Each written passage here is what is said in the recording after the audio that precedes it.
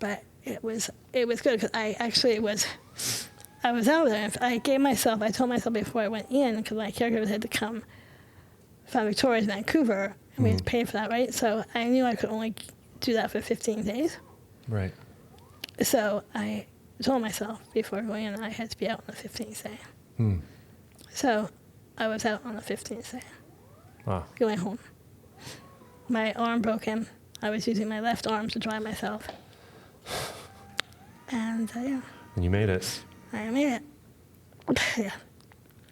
Just after a quasi-metaphysical yeah, experience of some sort. But to me that's not surprising, because that's sort of like how my life has always sort of been, like this sort of esoteric kind of idea that goes beyond this world, right? Like that's really strong in me. So wow. I think that's what's been has helped me and supported me in being able to go forward and do all the things I've done. Yeah. Yeah. Do you worry about the future, how your body is gonna be, or issues that are gonna come up? No, I don't worry about it, because sometimes, there are times where I get like scared or like, but the moment I do that, it's the moment that like I lose control over my way of living. Like because worry and all that is just such negative energy, right? And to be putting that out in the world, it won't be attracting positive energy towards me, right? If I'm always worried about something, I will manifest that worry even more. I've done that in the past where I worried so much about a situation or my body or something, and I ended up manifesting it without even thinking about it. But because that's why, for me, it's so important to know that in myself that I will get through whatever I have to get through. I'll be fine. But I still have much to do in this world. There's still things I'm still here to do. So to kind of tell yourself that, when you wake up in the morning, kind of thing. Well, I've always had mantras that I say. Yeah. Like today I woke up with my mantra. I was like, today is going to be a day full of positive, unexpected surprises. That's been what I've been saying for about a decade or so. And it's important because for me it sets the intention of my day. Yeah. And I can't really say how I came to be this way, esoteric way. Wouldn't say I'm a hippie in Victoria. There's so many esoteric people in Victoria, I don't feel like I'm a flaky hippie or anything like that. But I really feel like my things, like my belief systems, they came from somewhere else, somewhere that I can't even explain. Not from anywhere, any particular one thing. I think I've just, because my body has, in order to survive, I've had to rely on the goodness and kindness of others in really awkward moments. And so if I sat and worried about that, I would be dead. There's no time to worry when you have a condition that's already fighting against you. Yeah. It's a beast, and it tries all the time to. But if I give it the energy of worrying, I wouldn't have still been there. Because I've had people, I've had women when I was on the street, I had women who were prostitutes help me go pee. It's just janitors helping me in the bathroom. It's just kind of like. I got really good at picking people who I knew could support me when I needed support. Yeah. I don't know how I did that. I have no idea how I could, but I trusted my intuition, even though I had no idea what that was called back then. But it sounds like you've gotten to experience a lot of good from people. And that, I think, is the interesting point, because other people have said, I've talked as a social worker, I worked with many people who've been marginalized and oppressed and live very much in this chaotic world, and but they don't realize that yes, we all have these positions of marginalization and being oppressed, but there's also so much more to us, right? But I think a lot of people, my family, for example, they really grabbed on to that, to the oppression and to the marginalization part, right? And sort of let they define themselves by it. Yeah. Right. And so and I remember one time before I left home, I was 13, and my mom was on the couch at home, and she was sorry, I'm moving. Okay. Was on the couch at home, and she was hungover, and I was in the living room listening to music, and I knew I was going to be leaving her soon. Mm-hmm. I just didn't know how, but I knew it was going to be coming soon. Yeah. I was preparing for it, but I didn't want to leave her with I didn't want to leave her in that state, because she was still my mother, and I still loved her, and I still wanted her to see that there was more, she has so much more to offer this world, than what she was. Yeah. And so much ability, but she was so clinging onto her position of pain and anger and victimization. Anyhow, I remember having a talk with her at 13. I was talking to her about this, and she was on this couch, and I said, Mom, I said, change is inevitable. You can't stop change. It will happen. Change is inevitable. And I didn't even know what that word was when I was 13. I just knew. Someone told me that at one point, and it made sense to me. I'm like, yeah, okay. Inevitable. That's a great word. And I told her that, and I said, things always change. I mean, you can change that. And she's like, and her thought right then and right there made me realize that this is how she perceives her world. Mm-hmm. And there was nothing I could do, especially as a kid. When she told me that, she said, Rachel, you're a fucking moron. I'm like, why? She's like, change, you can't stop change. Change, nothing is good. Nothing good comes from change. And I'm like, okay, I guess you're true. You're right. You're right then. I mean, and she's like, yeah. And she got really quite angry about me talking and stuff this way to her. But it's just, yeah. I realized at that point that it was really important, because then when I became a social worker and I worked with other people who had mental health issues, and I realized the experience of my family really helped me to know where these people, what they were clinging to, and then try to find a way to help them cling to a different storyline, make a different story about their life. Mm-hmm. Yes, you could look at your life from one perspective, and it could be true, and it most likely is true. But you can also look at it from other perspectives, which are also true, and more catering to bringing into your life things that are not chaotic, are not painful, Mm-hmm.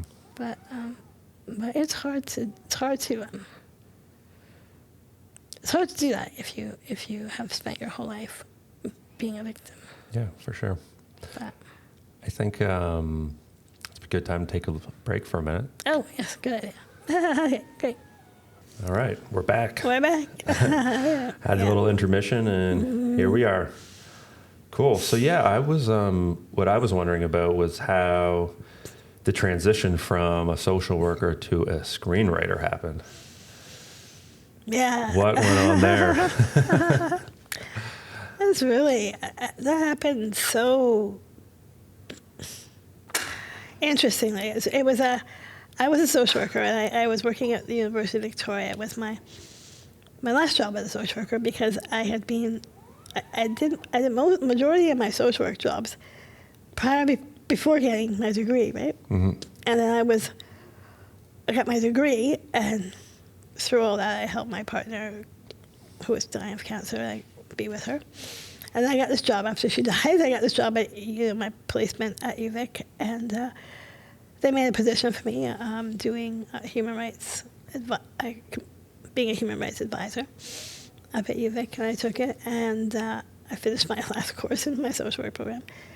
And I was teaching at the university as well, so it was kind of all really interesting stuff going on that I enjoyed. But, you know, I always wanted to write. Mm-hmm. When I was younger, I would try writing. I wrote a book called Doug. Doug was his slug. And I liked it, and I was in grade like 3 or something. I wrote it, and it was this little silly story, and, you know, I was going to take it to school, and then unfortunately it got misplaced. So I never sent it in. But it was it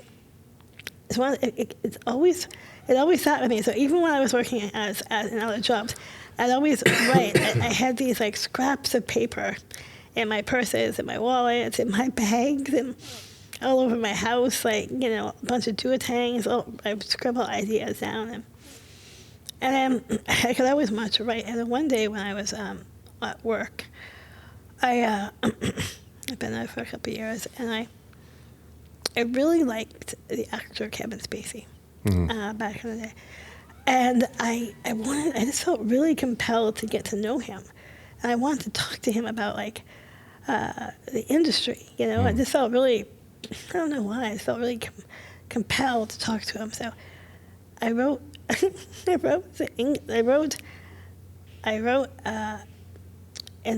Craigslist for London, in the art section. I wrote who I was, and that I was looking to talk to Kevin Spacey. I know he's the director of the Old Vic Theatre and the theatrical director. And I just really wanted to talk to him. I really wanted to get to know him. I explained a little bit about who I was and what, as a writer, about my social work. It was, you know, it was really funny because I wasn't going to do it. But then that night that I did it, prior to doing it, something happened. I went down to the video store. I was coming back by myself, and this car that was coming towards me lost control. I was driving. And he came speeding towards me, and I was up on a sidewalk, and there was nowhere for me to go.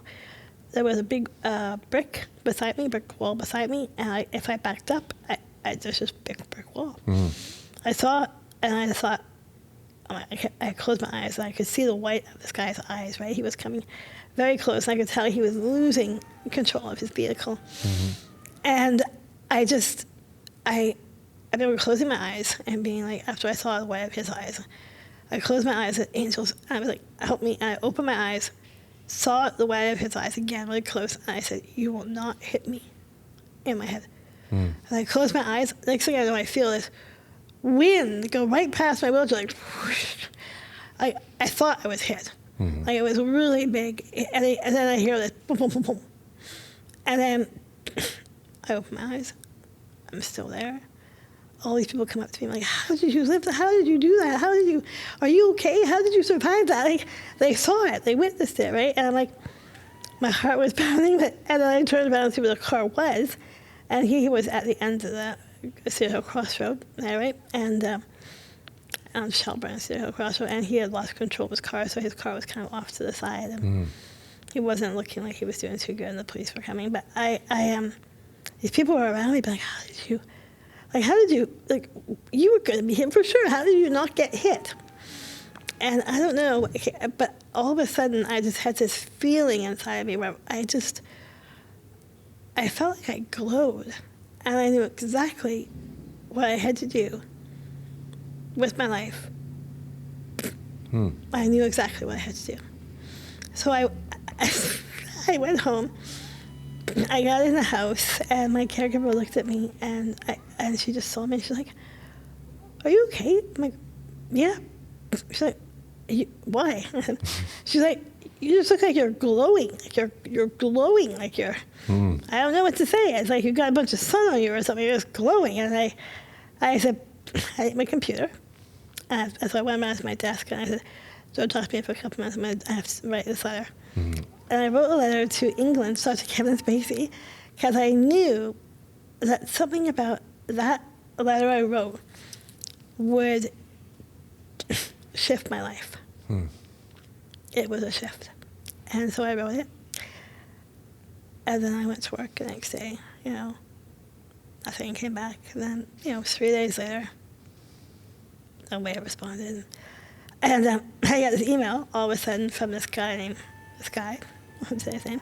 He contacted me and saying that he knew Kevin Spacey, and he wanted to know why I wanted to get in touch with him. So I felt this was a sign. So I became very, I started talking to this guy, right? We became friendly, and I was telling him that I'm a social worker and that this is what I was doing, and showed lots of stuff about it. And then I said to him, I want to be a writer. I've always wanted to be a writer. And I said, I'm to be a writer. I'm to be, I think at that point, I think it would be not a screenwriter, but a playwright, you know? And he's like, well, do it. So I ended up writing a play while working. I read a lot of plays, right? So I learned how to do that. So I wrote this play. It was kind of like Lost Fair, but it was the beginning of Lost Fair, but it was something completely different. And so I wrote it, and I got a teacher at UVic, a drama teacher, to review it, and she did, and then I sent it to the Old Vic Theater, and it got played there for like one weekend. And then I was talking to this guy from England, and he was on the board of trustee at the time of Old Vic Theater. So it was just felt so serendipitous, and you know, and so I sent this, and he came back. It was him that came back to me and said, "Have you ever thought about writing for the screen?" And I said, "No, I haven't." He's like, "Well, a director who was a really famous director back then, he saw the screenplay and thought that maybe I should write for the film." And I'm like, and that just kind of like, it's kind of threw me over the edge in a sense. I was like, yeah, maybe I should. And so, you know, as I was working, I would take time to like read screenplays. I would watch tons of movies and read screenplays and write all kinds of like, try to write the what I'm seeing. Yeah. And then look at it again and see if I was correct and how I did the scenes and stuff like that. Right. Anyhow, so I did that one. I would be working, and it was something that kind of actually helped me, because I found my job was getting a bit like, I was the human rights complaints advisor at UVic, so it's pretty negative of a job when you have the complaints in your title. Right. You know, so I knew that this is not about, I knew that my soul was wanting to move me away from this. I'm drink water. Yeah. Sorry. Oh. It's all good.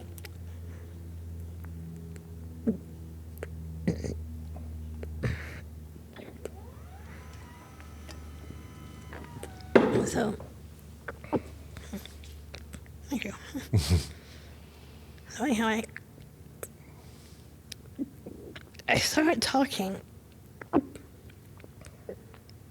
to myself and to other people. I started talking in the sense as if I was already a screenwriter. Right. I started talking in the sense of like, and imagining that it had already happened. I was already a screenwriter. I had already had a movie made for me. I had met Kevin Spacey. I had all this life that I wanted to bring into my world. Right. I imagined that it had already happened. So, like visualizing. I guess so. But it was much deeper than that, because it felt like I was tapping into something. Right. And so, and I was dating a guy at the time who was into film, like making film, but he wasn't as like, it wasn't his passion, I don't think, as much as mine was. So, but he was instrumental in like helping me like write out scenes and kind of reading and helping me edit things. Yeah. So that was kind of cool. And then I started with thinking about writing Lost Fair.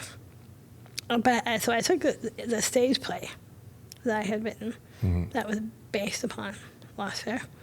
But I started writing it, and I couldn't I couldn't figure out where to start because it was a piece of my life that I wanted to share. But there was so much to say. Yeah. So what I ended up doing is putting it aside. Like, I had 82 pages, and I still hadn't finished my second act. I knew, like, that's way too long, right? Like, we have 120 pages to write a screenplay, and that's way too long. So I put it aside for a couple of years, actually, and I ended up writing other screenplays. I wrote a noir, and I wrote a TV series, and like a miniseries, and other screenplays that I put into competitions. Yeah. And it was kind of cool because I did all these like short competitions, like for short screenwriting competitions and weekend ones, right? And I wanted to learn how to write a short screenplay because I felt like you still have to put everything into a short screenplay, into 5 pages, that you would into 120. Right. Right? And so I wanted to test myself. So that's what I did. I was still working, and I decided to do that. Every weekend, every couple weekends, I would do this.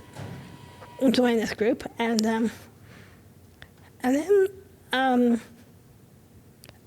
my health took a turn a bit, and so I ended up leaving my job at UVic. But I ended up retiring early because I just had to. It was time to go. Yeah. It was time to leave that, and so I retired early to deal with my health issues, and in the process, I thought, well, what am I going to do with my life now? Like, I've done a lot of things, I've already accomplished a lot of things that I set out to do, but there was still this screenwriting thing, there was still this writing thing, so I thought, okay, this is what I'll focus on. It was my new chapter. And so that's when I began. And then Lost Fair, I went back to Lost Fair after taking 4.5 years away from it. Wow. And writing other things. And building my confidence up in the screenplay world and in the film industry. Getting gigs and getting different, like, I was a commercial, I would write like brand advertising commercials. Oh, yeah. So I got into writing those. Right. Which is really cool. It's kind of cool, like writing like a 2-minute screenplay that, gets played on the big screens or something about like a car or Bacardi or something like that. Yeah. And that was kind of fun. And then I decided to, I gotta spit again. Let me pause it for a second. Oh, it's okay. You can just. Can I spit? Yeah. Yep. In my bag. After I had gotten back into looking at, because I felt like I had more understanding of the film world, and I kept dreaming about the Lost Fair, and I kept dreaming about really vividly, and so I pulled it out and I started working on it like really intensely, and it was really cool because what I did was I took the 82 pages I had, and I tore them, I threw them out. I shredded them one by one in a shredder. Wow. Just because I might, no. Just start it was over. just starting over, and I knew at this point how to start over. Like, I knew the basics of how to write a screenplay because I had written another one. So I kind of felt like, okay, I'm ready now. So I decided what I wanted to talk, what I wanted to say. So it actually took me 6 months to finish it. Wow. So after all that time, and my caregiver, I had a caregiver working for me, and she was with me for 12 years, and she knew what I was trying to do and what I was wanting to do. And she said, when you're done, I will give you, I've always been, she loves gems. And I always was, and I really love this amethyst, amber necklace she has.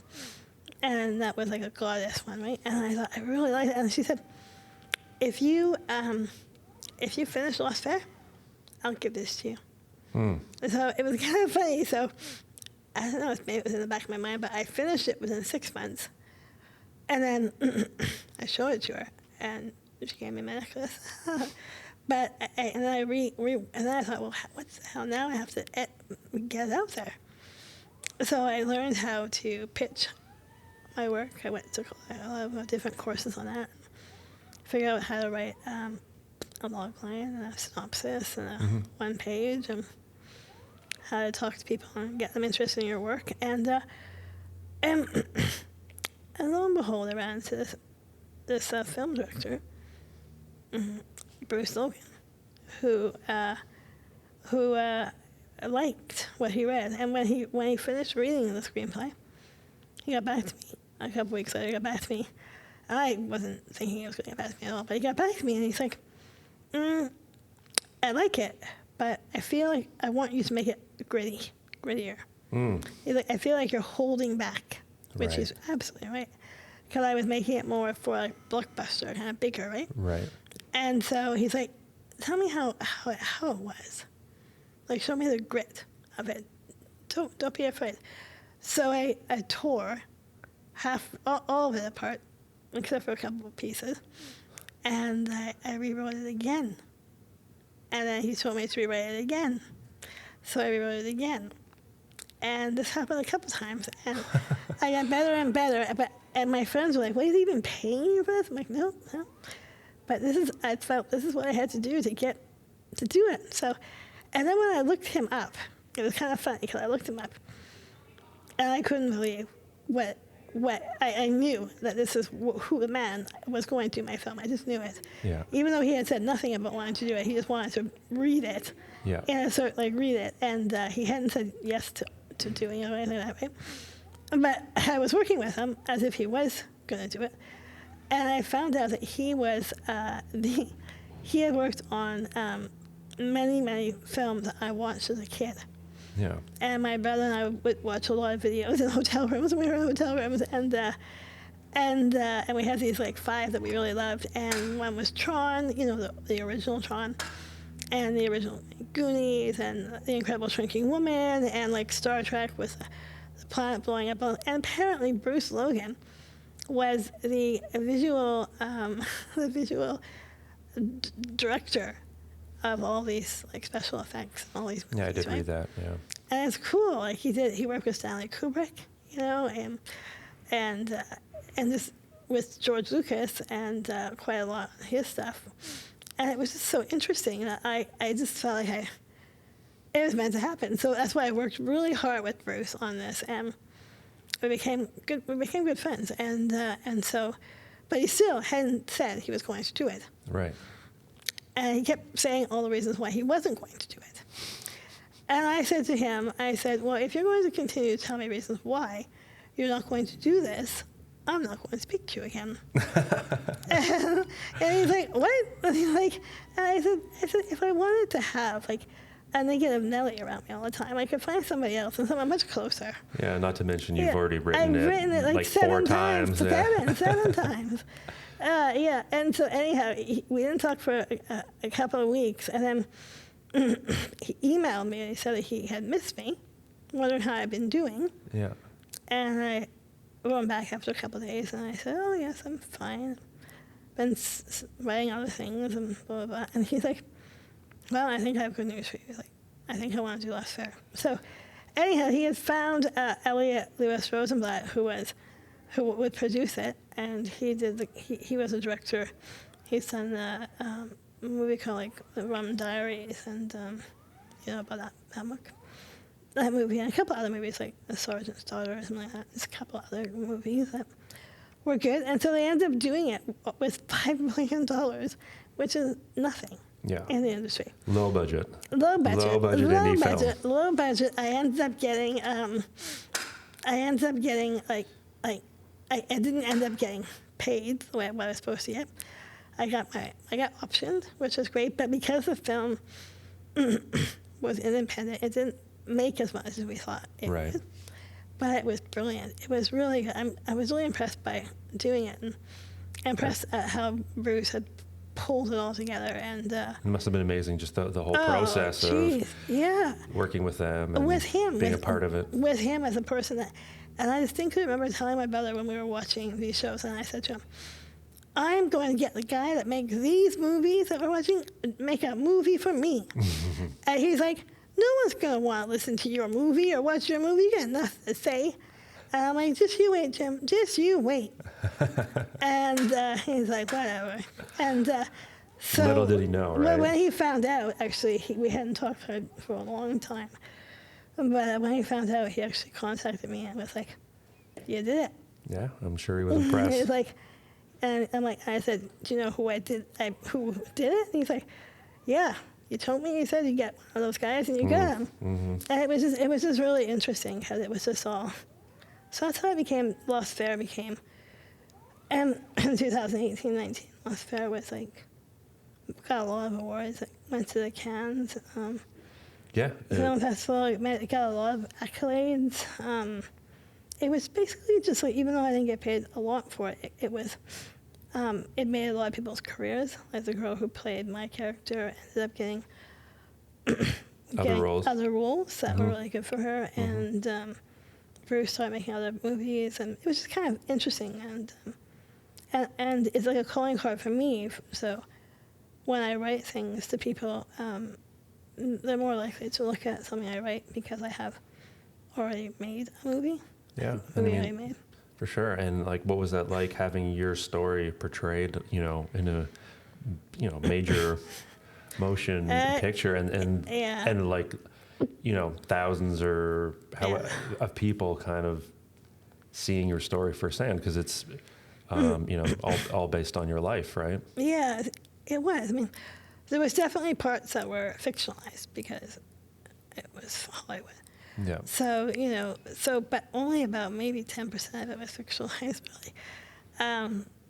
And it was funny because people wrote me. People found, people who had watched the movie, I don't know how they found me, but I guess my social media was quite up there, so people could look me up and find me really easy. So I had a couple of people write me letters, more like, I've had about 50 to 100 people write letters to me telling me how Lost Fair impacted them from their own perspective, and how, people were telling me their stories. Right. Through my story, it created them to feel comfortable to tell me about their story, and which was wonderful. It was it was not what I expected. That's not what I did it for. I don't really even know why I did it. I just felt it would be a good thing to do also something that I think people would be like, oh, a disabled girl having a life like that? Is that real? I think I wanted to challenge people's perceptions of what happens in everyone's life, disabled or not. What can happen, and so, and I feel like I tried to keep, my goal for that screenplay was to not leave it with a bad taste in your mouth, right, to have it be hope, basically. Yeah. On the marquee that Bruce made, it's like, it's like hope lives when unlikeliest of places, basically. Right, because the subject matter is quite dark. It's really dark. It's hard for some people to watch, and even when I watched it, it was really interesting. When Bruce sent me a copy of it, because I was at the time that he was going around to all these different award shows with the other actors in the movie, and the other producers. I couldn't go because my pain was quite bad, and I